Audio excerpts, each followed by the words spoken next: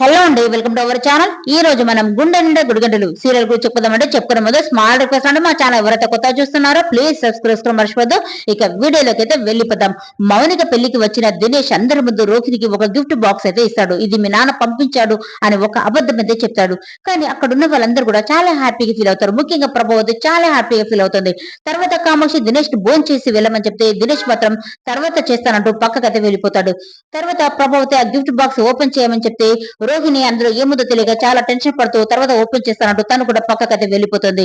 దినేష్ రోహిణి కోసమే వచ్చాడు కాబట్టి తన కోసం వెయిట్ చేస్తుంటే అప్పుడు రోహిణి తనను చూసి ఇక్కడికి ఎందుకు వచ్చావు అని అంటే అప్పుడు దినేష్ ఏటీఎం మన దగ్గరకు రాదు, మనమే దాని దగ్గరకు రావాలి అని అంటాడు. దాంతో రోహిణి నా దగ్గర డబ్బులు లేవని చెప్తుంది. అప్పుడు దినేష్ మీ ఆడపడుచు వాళ్ళ మామగారు తనకి చాలా నగలు పెట్టారంట కదా, అందుకని అందులో నుండి ఒక నగ తెచ్చివు అని అంటాడు. అప్పుడు రోహిణి ఏంటి నేను దొంగతనం చేయాలా అని అంటుంది. అప్పుడు దినేష్ అమ్మ లేదని నాన్న ఉన్నాడని అతను ఒక కోటీశ్వరుడు అని చెప్పేసి కన్న కొడుకును కూడా వదిలేసి నువ్వు ఇక్కడ బ్రతుకు దొంగ బ్రతికి కదా, కాబట్టి అంత పెద్ద రహస్యం నేను దాచిపెట్టాను కాబట్టి నేను ఎంత మంచివాణ్ణి, అందుకే చెప్తున్నాను మర్యాదగా ఆ నగ తీసుకొని రా, లేదంటే పెళ్లిలో అందరి ముందు నీ గురించి నిజం చెప్తానంటూ బ్లాక్ మెయిల్ చేసి అక్కడ నుండి అయితే వెళ్ళిపోతాడు. ఇదిలా ఉంటే మరోవైపు బాలు పెళ్లిలో చాలా హడవిడి చేస్తుంటే అప్పుడు పంతులు గారు ఈ పెళ్లి సందడి అంతా కూడా నీలోనే కనిపిస్తుంది బాబు అని చెప్పేసి పెళ్లి కుమారుని తీసుకురమ్మనేది చెప్తాడు. దాంతో ప్రభావతి మనోజ్ని వెళ్ళమని చెప్తే అప్పుడు బాలు నేనే వెళ్తాను, ఇన్ని రోజులు మా బావగారితో చాలా గొడవ పడ్డాను కదా, అందుకే 2 నిమిషాలు మా బావని ఎత్తుకొని తీసుకురావాలి కదా అని చెప్పేసి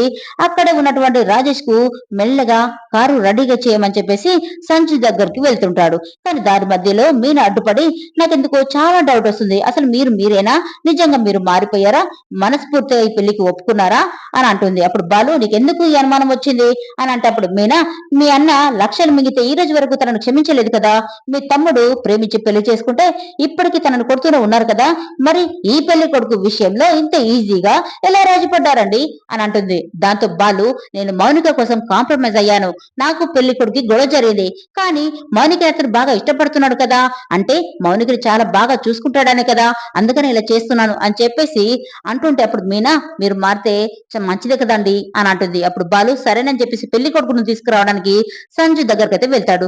సంజుని చూడగానే బావా రెడీ అయ్యావా, నువ్వు రెడీ అయితే నిన్ను ఎత్తుకొని వెళ్ళాలి అని అంటాడు. దాంతో సంజు ఏంటి అంటూ చాలా డౌట్ పడతాడు, ఎందుకంటే వీరిద్దరి మధ్యలో చాలా గొడవ జరిగింది కాబట్టి. అప్పుడు బాలు బావమరుదులు బావని పెళ్లి మండపానికి ఎత్తుకొని తీసుకువెళ్ళాలి కదా అని అంటాడు. అప్పుడు సంజు వీడు కాంప్రమైజ్ అయినట్టున్నాడు అని తన మనసులో అనుకుని లేపే బాలు సంజు గొంతు పట్టుకొని ఏంట్రా, నిజంగానే నీలాంటి విధవికి నా చెల్లెల్నిచ్చి పెళ్లి చేస్తానని ఎలా అనుకున్నావురా, నువ్వు అందరిని నమ్మించినా ఈ బాలును మాత్రం ఎప్పటికి నమ్మించలేవురా అంటూ సంజుని చెడమడా కొడతాడు.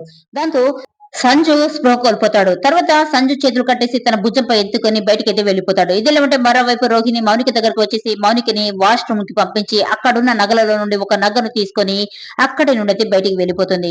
ఆ నగను తీసుకొచ్చి దినేష్ చేతిలో పెట్టి నీ మూలంగా నేను దొంగనయ్యాను, పెళ్లి కూతురి బంగారం దొంగతనం చేసినందుకు ఆ పాపం నాకు చుట్టుకుంటుందని నాకు తెలిసినా కూడా నీ వల్ల చేయాల్సి వచ్చింది, ఇంకెప్పుడు కూడా ఇలాంటి పని నేను చేయను అని చెప్తుంది. దాంతో దినేష్ ఇంత చిన్న హారం తీసుకొచ్చావేంటి, పెద్దది తీసుకురావచ్చు కదా అని అంటాడు. అప్పుడు రోహిణి పెద్ద హారం తీసుకొస్తే చాలా పెద్ద గొడవ జరుగుతుంది, ఇది తీసుకుని వెళ్ళమని చెప్తుంది. దాంతో దినేష్ అక్కడి నుండి అయితే వెళ్ళిపోతాడు. తర్వాత అదే రూట్ లో బాలు సంజయ్ని కిడ్నాప్ చేయడం రోహిణి గమనిస్తుంది కాబట్టి ఈ విషయం ప్రభావతికి చెప్పాలి అని నిర్ణయించుకుంటుంది. మరోవైపు నీలకంఠం ప్రభావతిని నీ పెద్ద కొడుకు ఏం చేస్తున్నాడు అంటే అప్పుడు ప్రభావతి తన కొడుకు గురించి వదిలిపెట్టి తన పెద్ద కొడుకు రోహిణి గురించి వాళ్ళ నాన్న గురించి చాలా గొప్పగా చెప్తుంటుంది.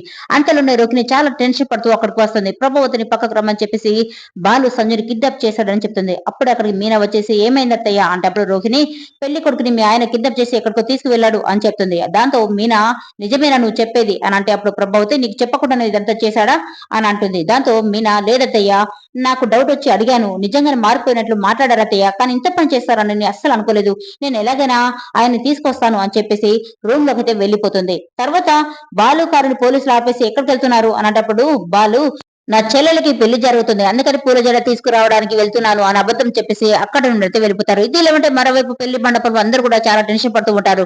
ఒకవైపు సంజయ్ వాళ్ళ అమ్మ నాన్న టెన్షన్ పడుతూ ఉంటే మరోవైపు కామాక్షి ప్రభాత్ ఇద్దరు కూడా టెన్షన్ పడుతూ ఉంటారు. అప్పుడు సంజు వాళ్ళ అమ్మ సంజు గదిలోకి వెళ్లి చూసే సంజు కనిపించకపోయేసరికి దాంతో చాలా టెన్షన్ పడుతూ బాలు కిడ్నాప్ చేశాడని అర్థం చేసుకుంటుంది. కొడుకు ఏదైనా అవుతుందని బాధపడాలా, లేక ఒక ఆడపిల్ల నిండు నూరేళ్ల జీవితం సర్వనాశనం కాకముందే ఈ పెళ్లి ఆగిపోతుందని సంతోషపడాలో నాకు అసలు అర్థం కావడం లేదు దేవుడా. దేవుడా, నా కొడుకు ప్రాణాలతో ఉండాలి, కానీ ఈ పెళ్లి మాత్రం జరగకూడదు అని తన మనసులో అనుకుని బయటికైతే వస్తుంది. ఈ విషయం అంతా కూడా నీలకంఠంకి అయితే చెప్తుంది. తర్వాత నీలకంఠం ఈ విషయం గురించి ఎవరికి చెప్పొద్దు అని చెప్పేసి అక్కడి నుండి బయటికైతే వస్తాడు. తర్వాత పోలీసు వాళ్ళని కలిసి బాలు సంజయ్ కిడ్నాప్ చేశాడు, ఎలాగైనా బాలుని పట్టుకోవాలి అని చెప్పేసి వాళ్ళకైతే చెప్తాడు. దాంతో పోలీసు వాళ్ళు బాలు కారుని వెంబడిస్తారు. ఇద్దరు ఉంటే మరోవైపు మీనా పదే పదే బాలు కాల్ చేసినప్పటికీ బాలు మాత్రం లిఫ్ట్ ఇచ్చాడు. రాజేష్ వెనకాల పోలీస్ కారు వస్తుంది కాబట్టి ఆ కారును చూసి చాలా టెన్షన్ పడుతూ ఉంటాడు. తర్వాత ప్రభావతి మీనా దగ్గరకు వచ్చేసి ఏదో ఒకటి చెయ్యు అంటూ చాలా ఫోర్స్ చేస్తూ ఉంటుంది. తర్వాత మీనా వాళ్ళమ్మ ఇదంతా చూస్తుంది కాబట్టి ఏంటమ్మా అని అడిగితే అప్పుడు మీనా జరిగిందంతా కూడా చెప్తుంది. అప్పుడు వాళ్ళమ్మ, మీ ఆయన కోపిష్ట అనుకున్నాను, కానీ ఇలాంటి పని చేస్తాడని నేను అస్సలు అనుకోలేదు అని చాలా టెన్షన్ పడుతూ ఉంటుంది. ఏదేమైనా పోలీసులు మాత్రం బాలు కారుని వెంబడిస్తూ ఉన్నారు.